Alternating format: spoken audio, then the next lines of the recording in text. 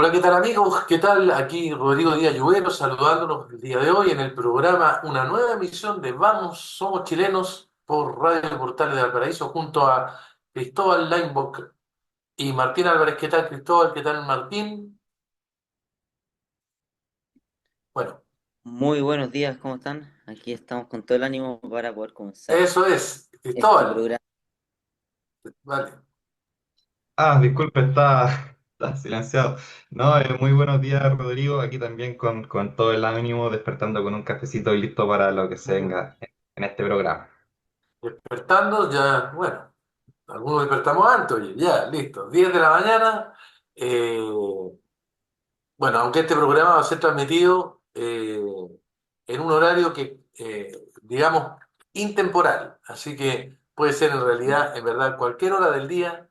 Lo importante es que llegue a la mayor cantidad de auditores que sea posible. Vamos entrando en materia porque, tal como alguno de ustedes comentó fuera de micrófono, la realidad siempre nos da una cantidad de materiales increíbles para poder comentar.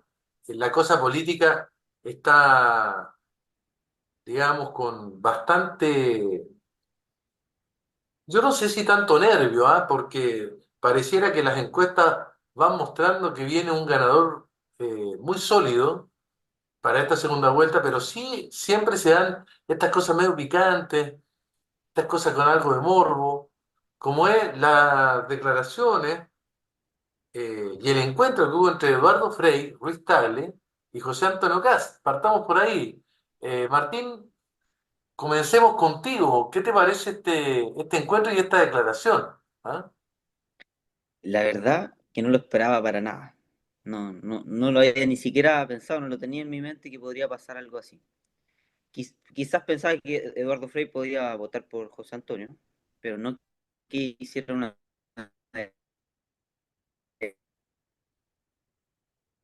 declaración pública. Está en contra. Hemos visto que militantes de la democracia cristiana lo están mandando al Tribunal Supremo de su partido, piden la expulsión. Y por otro lado, vemos que José Antonio está recibiendo apoyo de diversos sectores, desde Johannes Kaiser hasta, podríamos decirlo ahora, Eduardo Frei Montalva, que es de la democracia cristiana. Entonces, es un amplio apoyo que yo creo que va a ayudar mucho con el tema de gobernabilidad, para tener el apoyo en el Congreso y todo. Puede ser, porque se viene un Congreso también interesante. Pero a diferencia de la candidata Jara, que no ha recibido mucho apoyo, no hemos visto a Michelle Bachelet declarando o en campaña con ella, o a Ricardo Lago, que es del Partido Socialista tampoco. Eh, lo hemos visto muy activo en su campaña. Ok, está. Hay alguna dificultad en la comunicación, Martín. Pero bueno, más o menos Mm. la gran mayoría de las cosas se ha escuchado con claridad. Sí. Me parece a mí. A ver, vamos contigo, Cristóbal, mientras tanto. ¿Qué comentario te suscita a ti este encuentro de Eduardo Frei Ruiz Tagle y José Antonio Cast?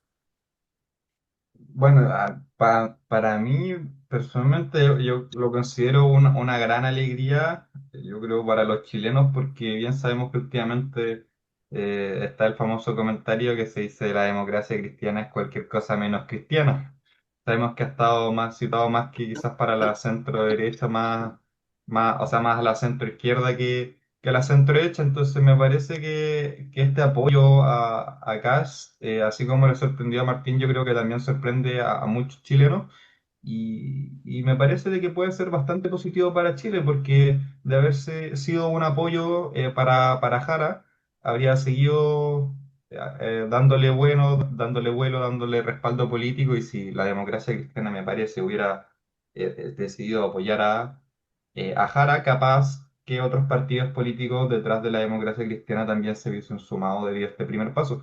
Entonces, me parece algo bastante positivo, sorprendente, sobre todo también porque viene de Eduardo Frei, pero en general bastante positivo. Ok, bueno, yo considero que tiene un significado, ¿ah? un significado que hay que leer con bastante atención. Eduardo Frei Ruiz-Tagle viene de una familia demócrata cristiana muy importante, de mucha tradición, y él es una figura que siempre fue identificada con el centro político.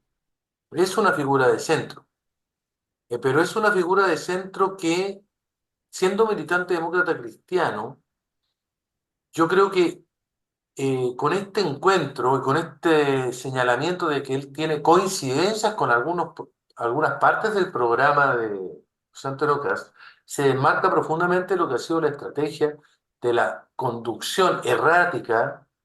Yo creo que esa es una cuestión que habrá que tomar nota de Francisco Buenchumilla, que ha puesto al Partido Demócrata Cristiano al lado del Partido Comunista. Y Buenchumilla, para justificar su posición, defiende que que el anticomunismo no le hace bien a la democracia, pero dejando de lado esa etiqueta de anticomunismo, la verdad es que los mismos comunistas en la década de los 70, Luis Corbalán decía respecto a Radomiro Tomic, con Tomic ni a misa. El mismo Tomic que después decía que cada vez que la democracia cristiana pacta con la derecha, la única que gana es la derecha. O sea, Tomic insistía en los 70 en una alianza, y de hecho hubo una alianza, un acuerdo, puede ser el Estatuto de Garantía, pero hubo un acuerdo en que la democracia cristiana entró a pactar con, entre otros, el Partido Comunista. Pero fue muy a regañadientes de ciertos sectores de la democracia cristiana, en particular Eduardo Frei Montalva, Patricio Elwin, los sectores que después se llamaron los guatones dentro de la ADC. Entonces, aquí se demuestra claramente la existencia, siempre se hablan de estas cosas de las almas dentro de un partido. Bueno, hay dos almas en la democracia cristiana, evidentemente. Sí. Y ahora la cuestión es, ¿cuál era el rol que podría haber jugado el Partido Demócrata Cristiano en la actual situación, en el actual contexto político que está viviendo el país? ¿Era al lado del Frente Amplio o era al lado del PC? Yo creo que esto es un error histórico, digamos. Lo poco que podía salvarse el Partido Demócrata Cristiano, creo que con la errática conducción de Huanchumilla se termina. Ellos podrán decir, mira, la última elección no fueron tan malos los resultados, pero yo creo que es una cuestión puramente coyuntural. Los ayudó mucho que se les abrió el campo, fundamentalmente también porque hubo pequeños partidos que han ido desapareciendo. Eso le dio margen, le dio algún margen, algún oxígeno a la democracia cristiana en términos de que se les ofrecieron más cupos. Y bueno, les permitió más o menos mantener una cierta representación parlamentaria que de todas maneras es muy escuálida, que es poco determinante, pero esta idea de tratar de no morir, aferrándose a un grupo con el que tienen distancias de todo punto de vista. Yo me acuerdo que escribiendo una columna en algún minuto, yo encontré un texto de Castillo, Jaime Castillo Velasco, fue uno de los grandes ideólogos de la DC, que se llamaba El Problema Comunista. Y él, en esa obra, en El Problema Comunista, como buen ideólogo, hombre de doctrina, trazó una línea infranqueable entre el marxismo-leninismo por un lado y el humanismo cristiano, como, como el agua y el aceite, dos cosas que son absolutamente irreconciliables. Son formas de entender al ser humano y el fenómeno político distinto. Algo que también en su minuto señalaba el mismo Patricio Elwin, porque él recordaba en una entrevista con Zipper que él tuvo una conversación con Luis Corbalán y con Altamirano, y que ellos sostenían, hemos ganado el gobierno, pero no tenemos el poder. Siempre fue la lógica, y es una lógica que está muy presente el día de hoy. La idea de que hay que calentar las calles, que no es suficiente tener los cargos, que además del cargo es necesario ir más allá, avanzar. En el fondo, la lógica de la conquista del poder total, algo que a Elwin siempre le repugnó, porque él decía, la idea de quedarnos con el poder total de cualquier conglomerado es una idea incompatible con una democracia liberal, absolutamente incompatible. O sea, quien quiere aspirar a la totalidad del poder le hace un daño a la democracia en Chile. Entonces, hoy día hay algunos sectores, y les abro la palabra, por favor, para que sigamos comentando un poco esto, porque me parece un tema importante, que dicen que, cuidado, porque la democracia cristiana, o sea, con este gesto, Frei Ruiz Tagle está traicionando la historia de la democracia cristiana, aliándose con la ultraderecha, con la derecha pinochetista, es blanquear a Pinochet, porque en buena cuenta José Antonio Caz sería un Pinochet resucitado. ¿Ah? Pero yo creo, la verdad, esta es mi opinión, les dejo la palabra, otra vez Martín, te la dejo de inmediato, que la democracia cristiana con esto lo único que está haciendo es honrar lo que fue lo mejor de su tradición histórica, digamos. Bueno, Martín. Sí, es un tema interesante, ¿eh? Yo no sé si esto va a mover la aguja, si las personas del centro que están indecisas por si votar nulo, blanco o por José Antonio, se van a decidir ahora con este gesto de don Eduardo Frei, votar por José Antonio Cast. Y como dice usted, sale dentro de la DC que traicionó los principios del partido, que traicionó hasta su propio papá, que Eduardo Frei Montalva, que, la- que lo traicionó a él. Dicen que Eduardo Frei Montalva estaría revolcándose en su tumba si hubiera sabido lo que hizo su hijo. Aunque, como dice usted, yo tampoco creo que sería así. Y ahí lo han mandado al Tribunal Supremo y vamos a ver qué va a pasar. No creo que lo expulsen de su partido. Ok, ok. Oye, Cristóbal, encienda su micrófono, señor. Una consulta. ¿Se acabó la democracia cristiana? Estamos viendo los últimos estertores de lo que fue la falange, ¿no?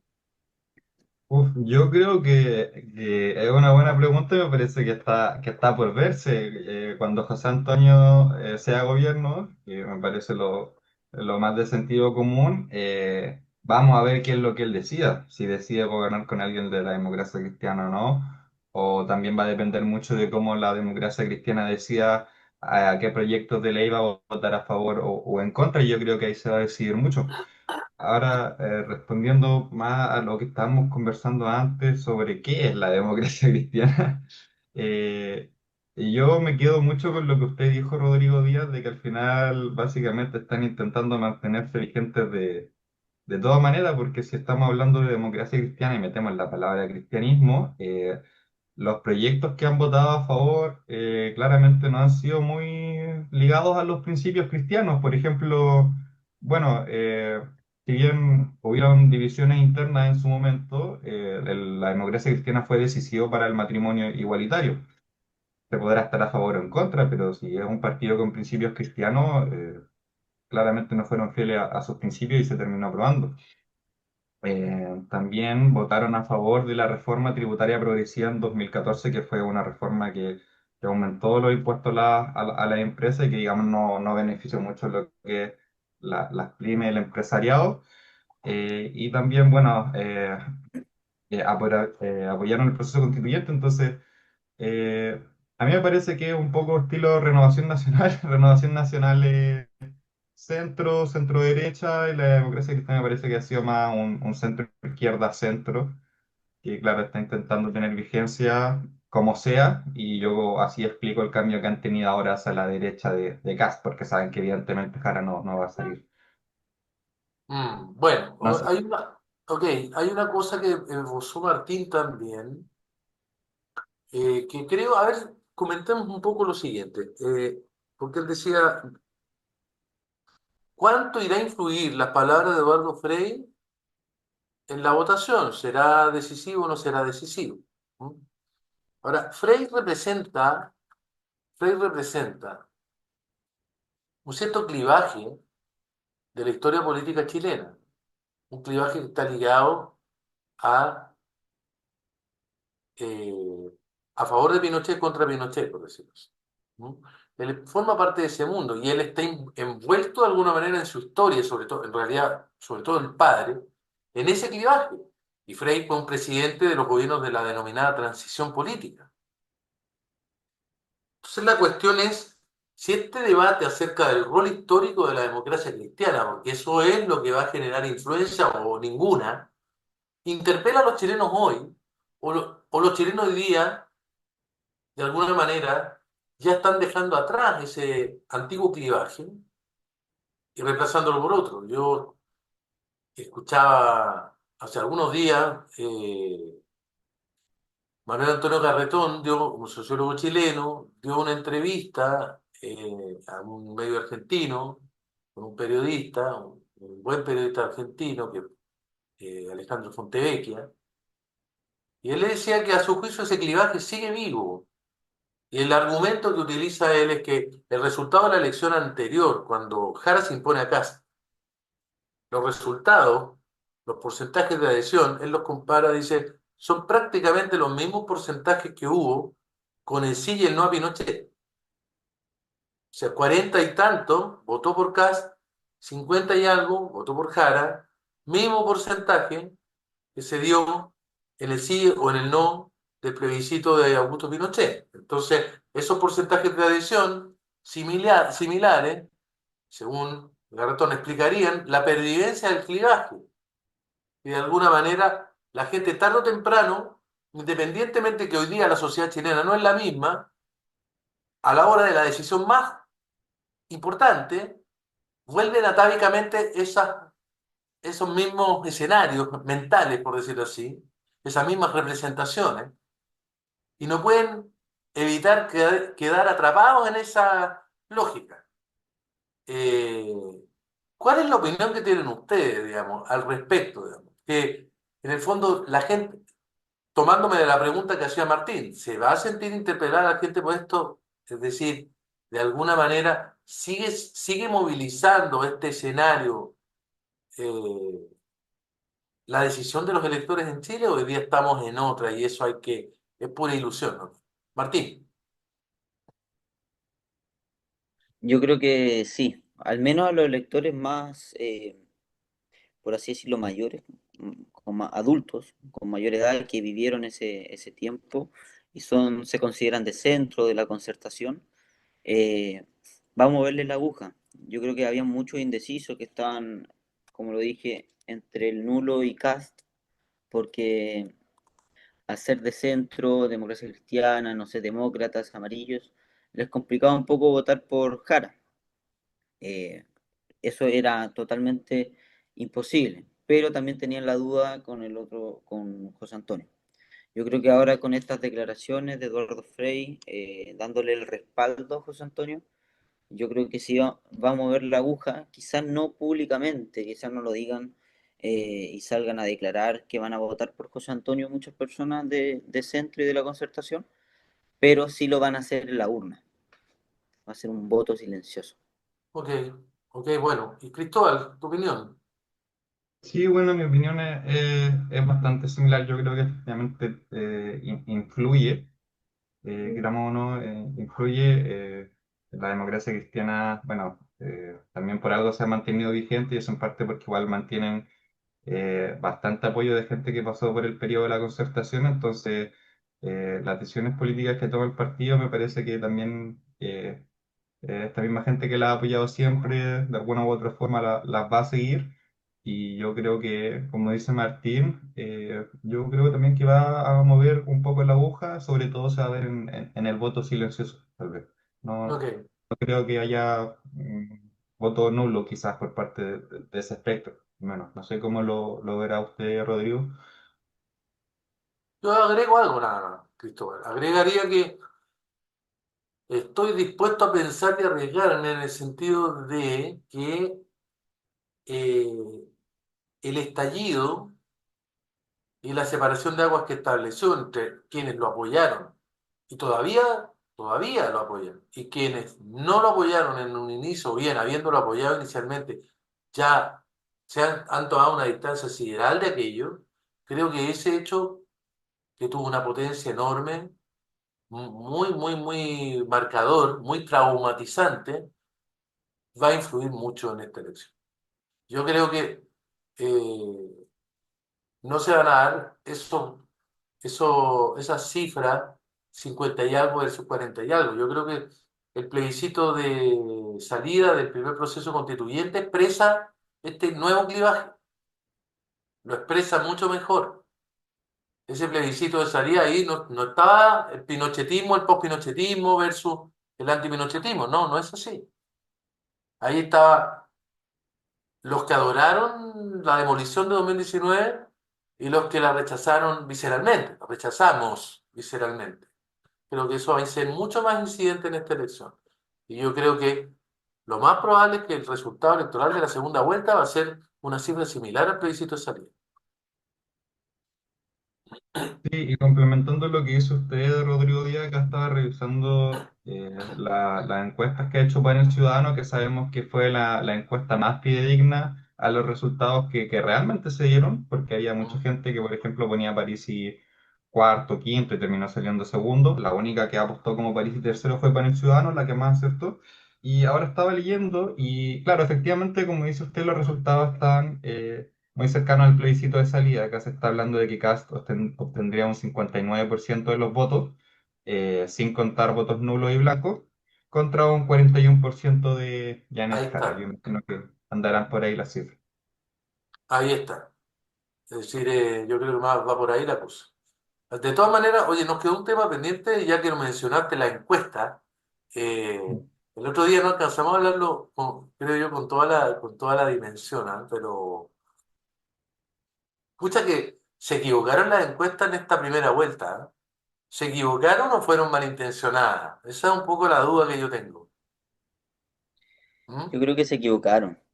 Yo creo que se equivocaron porque la principal población que miden los encuestados son de Santiago. No van mucho a regiones. En algunos casos son las mismas personas. Y es muy baja la cantidad de personas encuestadas, 1.000, 2.000 personas. Entonces, quizá eso no refleja realmente lo que es la realidad en todo el país. Eh, pero sí, lo que sí le acertaron fue el segundo lugar. O sea, perdón, los dos que pasaron a segunda vuelta. Sí, no, en eso le Eh, acertaron, digamos, en eso le acertaron, pero hay que ser justo que normalmente en las mediciones, muchas mediciones hubo un seco de inicio, por ejemplo, no preguntaban por el PDG, en claro, algunas. ¿Ah?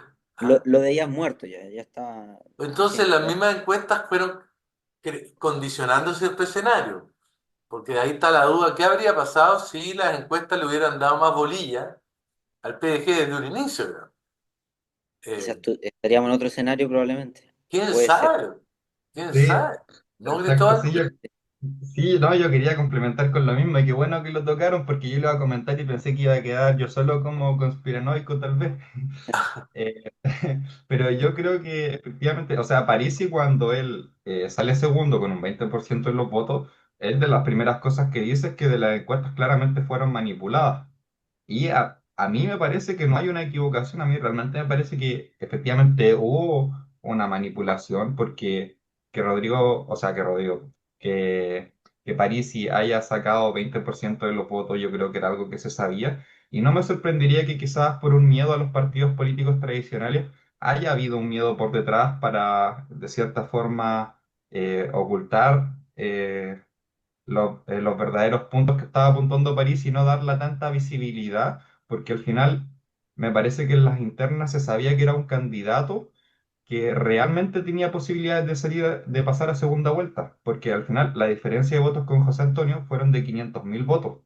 Es decir, si desde un inicio se le hubiese dado más popularidad, en la encuesta París visto como un candidato real, me parece que muchas personas capaz hubieran eh, se habrían ido muchos votos de Kaiser o de Casta hacia París y posiblemente hubiese pasado segunda vuelta. Y París no es un político tradicional, digamos, venía más que nada a destruir la política tradicional, entonces me parece que representaba un peligro y quizás puede haber habido un arreglo por detrás, pero eso ya es meramente opinión personal, no sé qué pensarán ustedes si están descabellados. No, no, yo coincido y de hecho hay un tema porque los electores se inclinan normalmente por aquellos candidatos que son presentados como con posibilidades. Entonces, siempre corrió en la desventaja Parisi de que nunca fue considerado con posibilidades. Siempre era menospreciado. Entonces, si parte del electorado hubiese sabido, hubiese conocido que en realidad no venía tan mal. Bueno, pero en fin, estamos especulando. Lo cierto es que las encuestadoras son lo que un político francés, me gusta ese concepto, llamaba OVNI. ¿Han escuchado ustedes de un OVNI? Es un objeto político no identificado. Es como el caso de Mayol o el caso de Pepe Out y todos estos programas que se hacen en línea, incluso, bueno, hay varios partidos, perdón, no son partidos, actores políticos, objetos políticos no identificados, que bajo la idea edulcorada de que son analistas, o este es un panel de conversación, en realidad son actores políticos, ¿no? Y mucho más eficaces en la formación de opinión pública que los partidos se les asigna el rol tradicional. O sea, los partidos hoy día están mutando en la forma de estos objetos políticos no identificados, que hay que identificar, sacarlos a la luz. Las mismas encuestadoras pueden ser un objeto político más de aquellos. ¿Ah? Oye, bueno, estamos listos en este minuto, tenemos que hacer una pausa comercial, te entrete la conversa. Así que salgamos unos instantes, pero ya vamos a volver, así que a todos nuestros auditores, quédense, porque ya volvemos con hartos temas interesantes, incluido lo que está pasando con el caso bielorruso, la muñeca bielorrusa, etcétera. Así que ya volvemos. Y bien amigos, ya estamos de vuelta para el segundo bloque del día de hoy. Vamos, somos chilenos, junto a Cristóbal Leinbach y Martín Álvarez. Estamos haciendo una especie de comentario sobre la realidad, con por supuesto algún análisis, tratando de profundizar algunos temas, con la sapiencia de Cristóbal y Martín. Y bueno, dejamos pendiente, trama bielorrusa. Se va complicando la trama. El diputado Araya le pidieron congelar la militancia, la de republicanos, ¿ah? La- Aparecen unos traspasos hechos desde un conservador suspendido, Sergio Llaver, a las cuentas de, por lo menos hasta donde sabemos, dos parlamentarios, Matías Walker y el diputado Araya, como he dicho. ¿Ah? Eh, Sin extraer ninguna conclusión a priori, es raro esto. Es muy raro. Y hay un diputado ahí que las oficias de Guaripola del control y de la fiscalización, de apellido Manucheri, que a mí me parece de un oportunismo muy grande, muy, muy grande, la verdad, es que, y tiene un estilo, una forma además, que no sé si le va a traer muchos réditos en el futuro, ¿ah? Yo creo que más bien le va a cerrar muchas puertas. Se hizo, ahora pasado con una imagen, no sé si a la posteridad en ningún caso, pero es una imagen un tanto vergonzosa, arrojándole un billete precisamente al diputado Araya, ¿no? Con todas las connotaciones que ello implica. Bueno, para quienes nos están escuchando y no conocen la trama bielorrusa, independientemente de un consorcio bielorruso que se vio en cierto tipo de apuros legales y que habría quedado al descubierto una red de tráfico de influencia donde los propios tribunales, digamos, a cambio de algún tipo de beneficio, extendían fallos favorables, daban ventajas procesales a una determinada persona o grupo o cliente, y existiendo además un vínculo entre jueces y abogados que tramitan, que están activos, digamos. Eh, Evidentemente eso es un escándalo de proporciones, de corrupción en el Poder Judicial, no menor.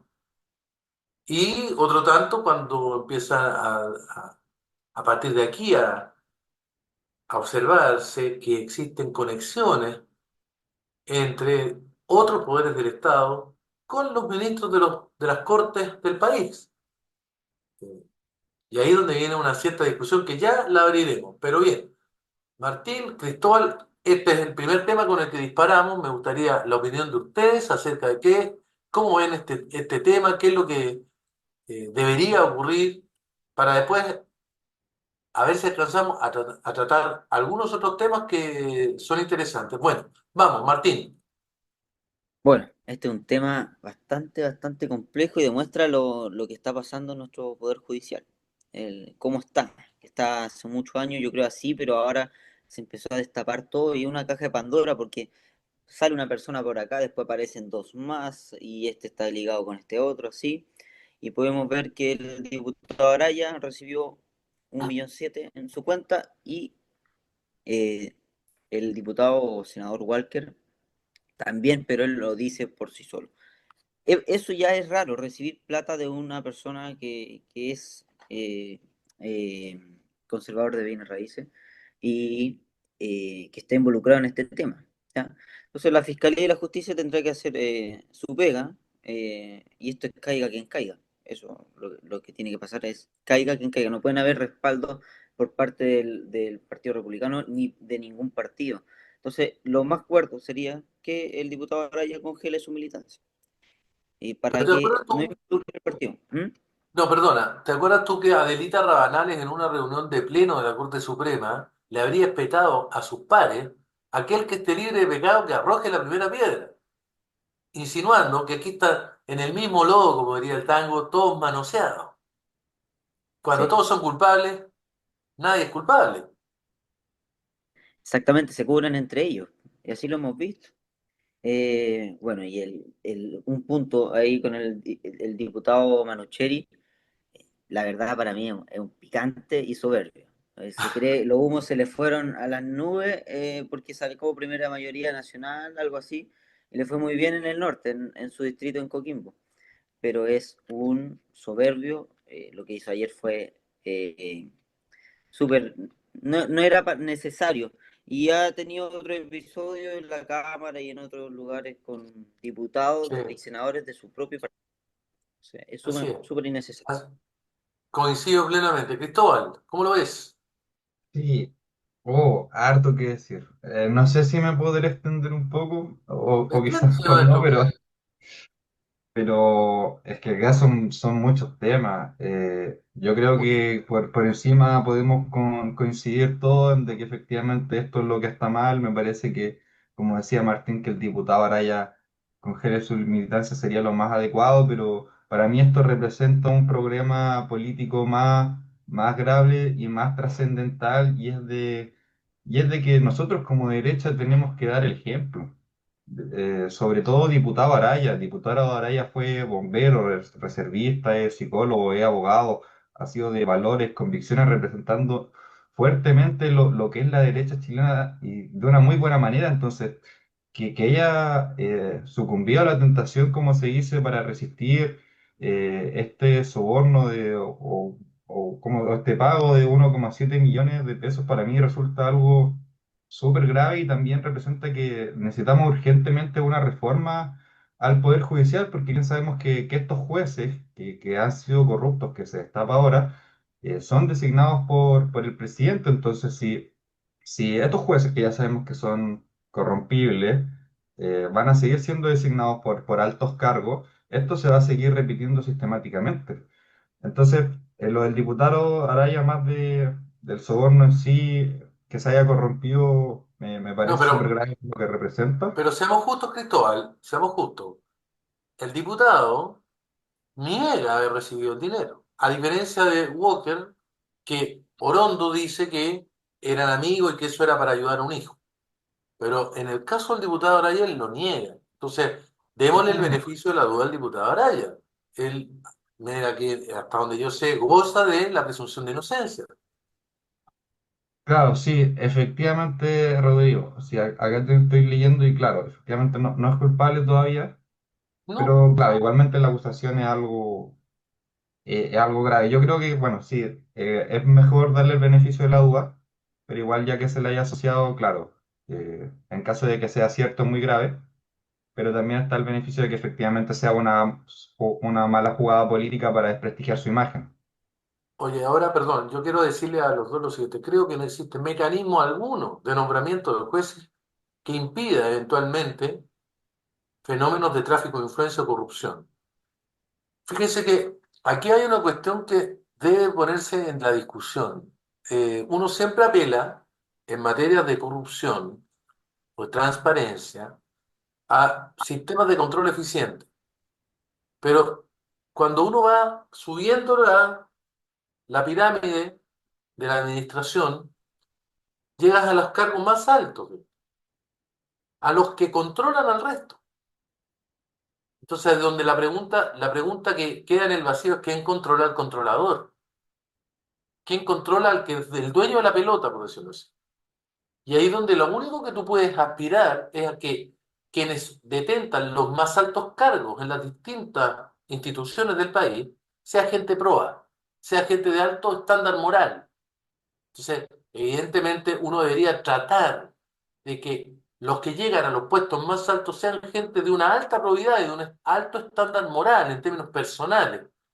Una situación que uno desea, pero que no siempre ocurre.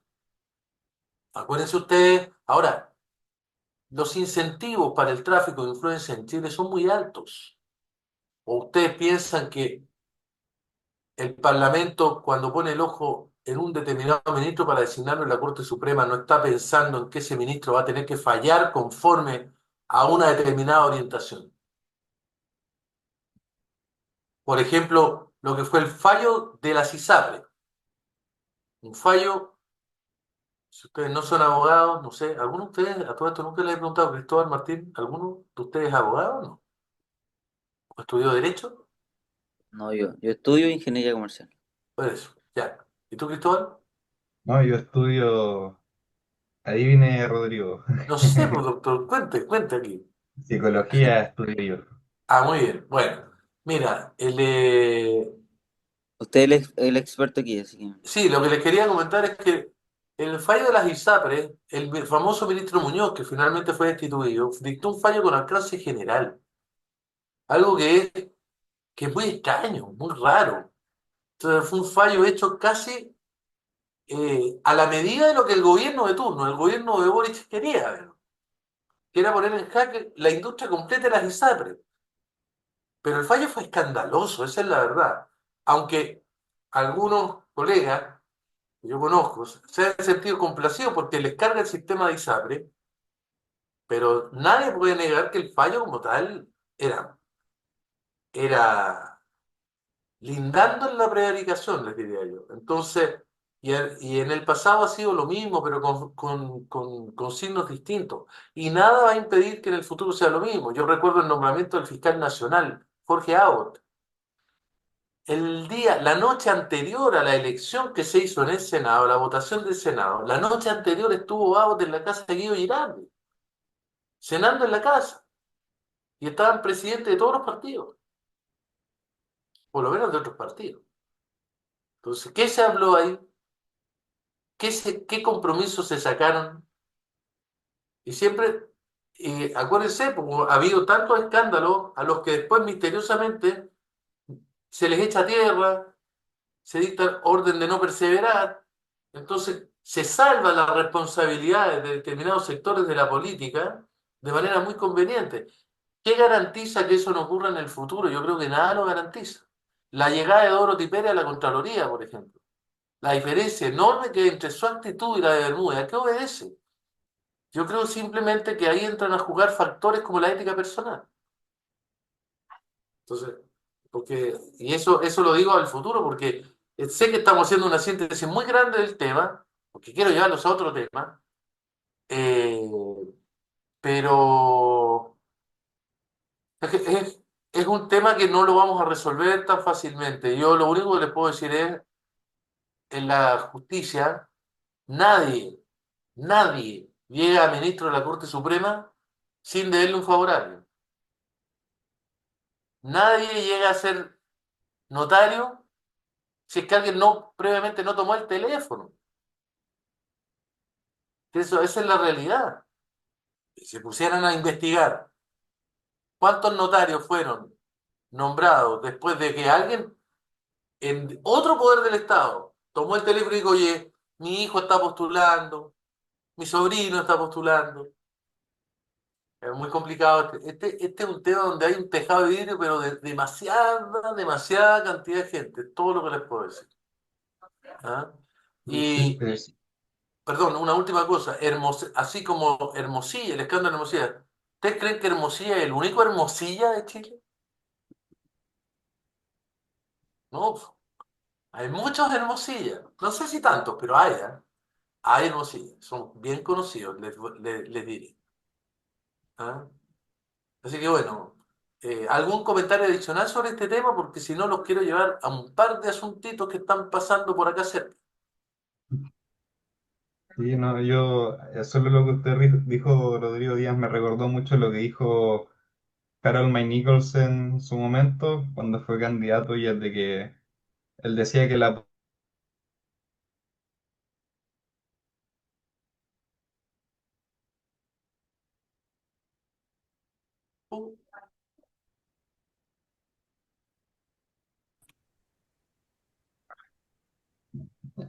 Bueno, entonces, lo que usted decía, Rodrigo Díaz, me recordaba mucho lo que dijo Harold May Nichols en su momento cuando fue candidato, y es de que él decía de que la política se construye en base a relaciones interpersonales.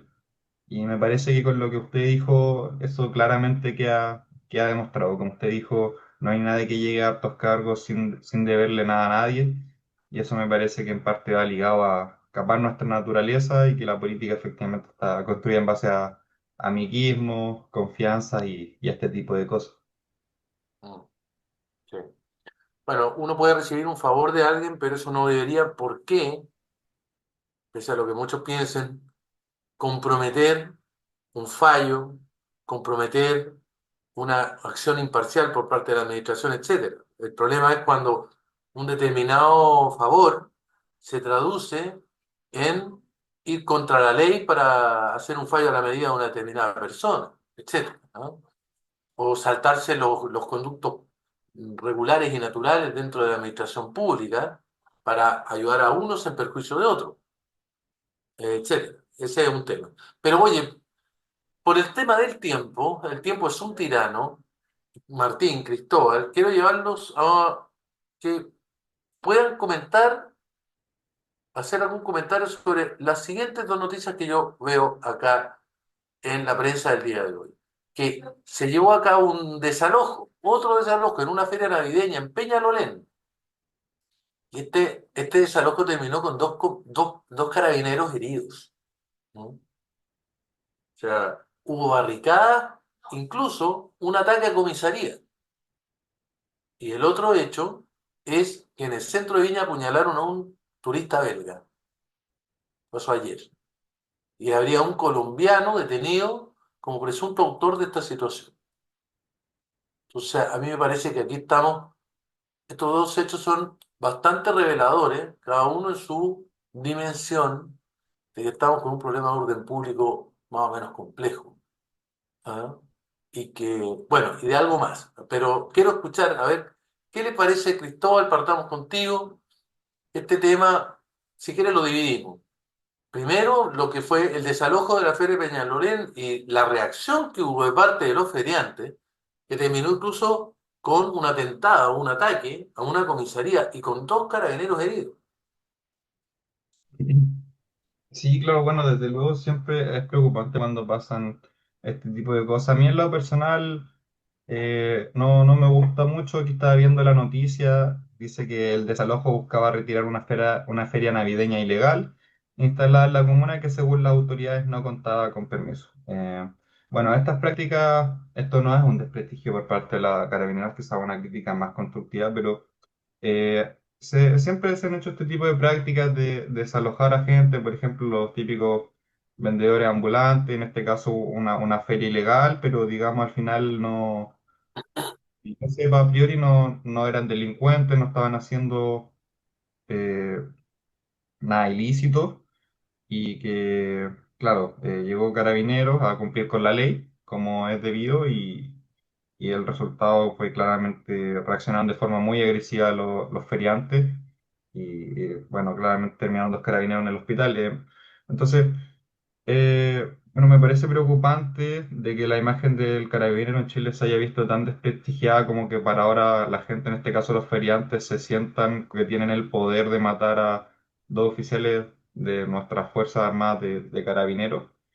Y principalmente eso, me parece que se debería restablecer el respeto por lo que son instituciones como Carabineros, las Fuerzas Armadas y que este tipo de cosas no volviesen a pasar. Pero creo que eso ya será tal vez tarea del próximo gobierno. Sí. Ese es el tema que aprovecho, estoy dando el pase en este minuto, Martín, pero el próximo gobierno, presumiblemente el de José Antonio Cast, llega a ejercer la tarea con la promesa de orden público. Y por lo tanto, Martín, es muy posible que vamos a esperar un gobierno que va a empoderar, entre comillas, a las fuerzas de orden, va a insistir mucho en el tema y va a ser duro al respecto. Pero parece ser que hay sectores de la población que están dispuestos a resistir la autoridad, eh, porque alguien les metió en la cabeza que ellos tenían derecho a hacerlo y están dispuestos a ir muy lejos en esta materia. Entonces, se viene complejo el tema de cumplir esa promesa de orden público, Martín. Totalmente, totalmente de acuerdo. Aquí en Chile, desde el 2019, todos los vendedores ambulantes, los coleros de las ferias, como no se le hizo nada, no se le sacó parte, no se le desalojó ni retiró de los lugares, ya porque están cometiendo un delito, no están pagando impuestos, no tienen permiso ni patente, a diferencia de los locales establecidos y regulares. Eh, Ahora, cuando se está empezando a aplicar la ley, salen con esto.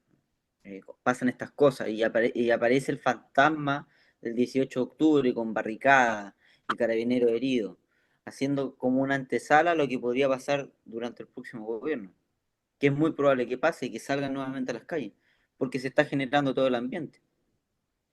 Entonces, acá hay hartos temas, inmigración ilegal con el tema del caso en Viña del Mar, del apuñalado, ¿cierto?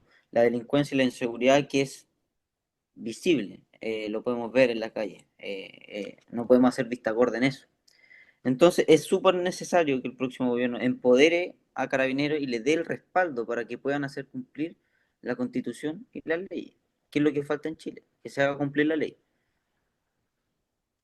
Falta en Chile que se haga cumplir la ley y yo les voy a reiterar una cosa, tal vez, creo haberse comentado en programas anteriores, y no solamente eso, sino que también falta, diría yo, una recuperación de ciertas instituciones.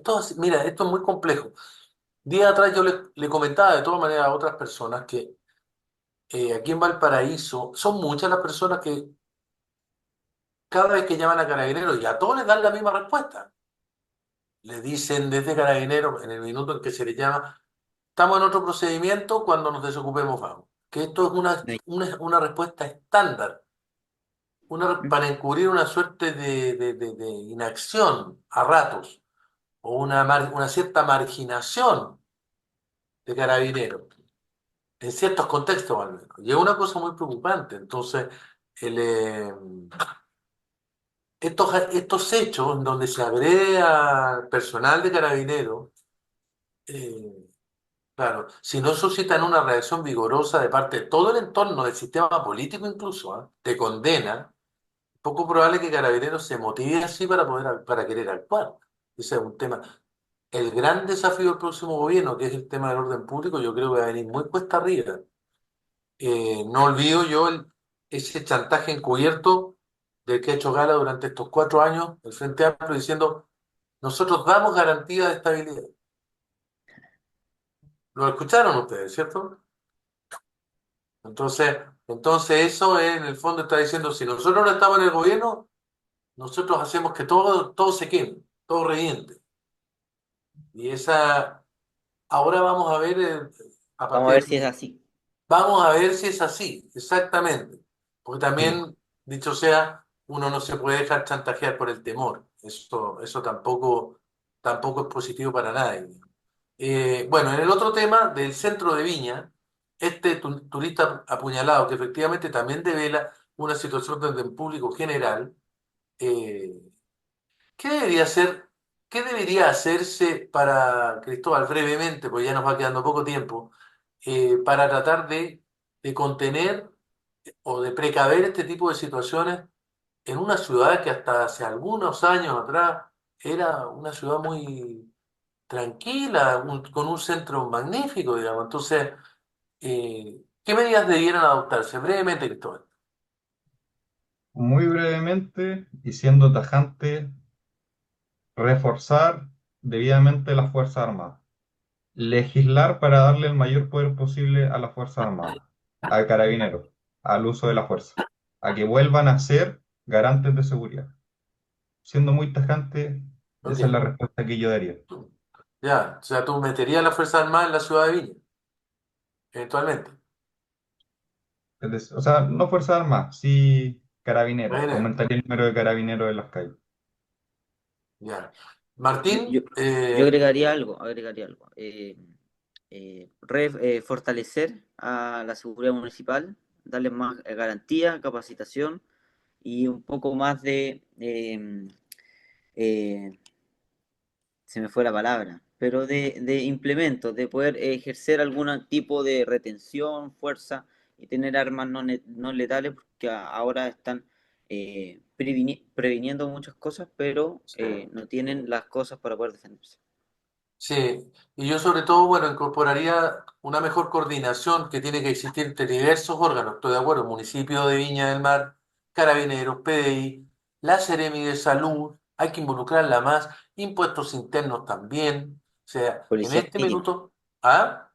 la policía marítima en las Por playas. no, por supuesto, pero y es muy importante controlar, por ejemplo, fenómenos como el del comercio ambulante, hay que ser tal, o sea, no hay que transar con eso. No hay que transar con eso, yo lo digo de verdad, porque alienta la producción de gran cantidad de actividad delictual. Eh, Exactamente. exactamente. Bueno, pero y por supuesto también la delegación presidencial y la Seremi de Seguridad Pública, que en realidad están recién creadas, pero la verdad es que la Seremi de Seguridad Pública no está sirviendo para nada. Nada, de nada. O sea, yo desde ya les digo, la Seremi de Seguridad Pública se concibe a sí misma como un órgano político en el control del orden público, un órgano político. O sea, ellos dicen que su labor es de mera coordinación. Y no es así. La ley orgánica, si uno la revisa, fue pensada para ser un órgano ejecutivo. Ellos tienen la obligación de requerir el auxilio de la fuerza pública en situaciones concretas, a solicitud de la delegación presidencial. Eh, y la verdad es que ellos dicen, no, lo nuestro es hacer reuniones donde se coordinen otros actores, nosotros estamos como en el aire. Así. No, yo creo que de verdad eso es un gastadero de plata inútil y va a tener que ser revisado. ¿Ah? La verdad. Bueno, eh, hay otras noticias. Nos ha faltado tiempo para hablar del plano internacional, lo que está pasando en Venezuela. Eh, Puede ser estamos viviendo tiempos en que en cualquier minuto podría ocurrir una intervención militar allá por parte de los Estados Unidos. Ustedes, me imagino, no les genera ningún problema la eventual intervención, Martín. Ahí veo los gestos que es claro que al contrario, digamos, es un ánimo celebratorio que ustedes tendrían ahí. ¿Mm? Puede ser que Venezuela está ahí Está en la sumergido en el. quemada, ¿eh? Sí, vamos a ver qué va a pasar en estos días, puede pasar de todo.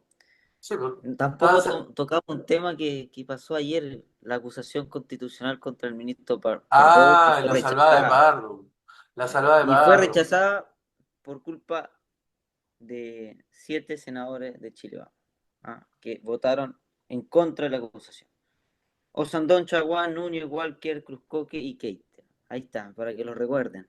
Yo creo que se le debió haber pasado la cuenta a Pardo y hay responsabilidades que tiene que asumir. Se rió en la cara de todos los chilenos y ahora sale así como si nada. Chuta, es muy complicado ese tema porque, ay, ay, ay, estamos listos. Porque el que a hierro mata, a hierro muere, dices tú. Pero es aplicar la misma solución que, por supuesto, el Frente Amplio mal usó la institución de la acusación constitucional, es pagarles con la misma moneda.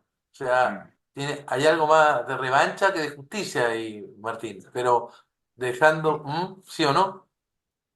Puede ser. Oye, pucha, se nos fue el tiempo y sé que Cristóbal, alguna cosa querrías decir también, pero tengo que dejar nuestra conversación acá. Vamos a tener que dejar esos temas pendientes para el futuro, porque son temas que tienen ciertos grados de importancia, ¿eh? Y desde ya les quiero dar las gracias, Martín, Cristóbal, a todo el equipo de Vamos Somos Chilenos, porque el programa del día de hoy estuvo muy, muy, muy entretenido y gracias a los auditores que siguen pacientemente a estos humildes contertulios. Así que les envío un gran abrazo y que sea una estupenda semana para todos. Nos vemos.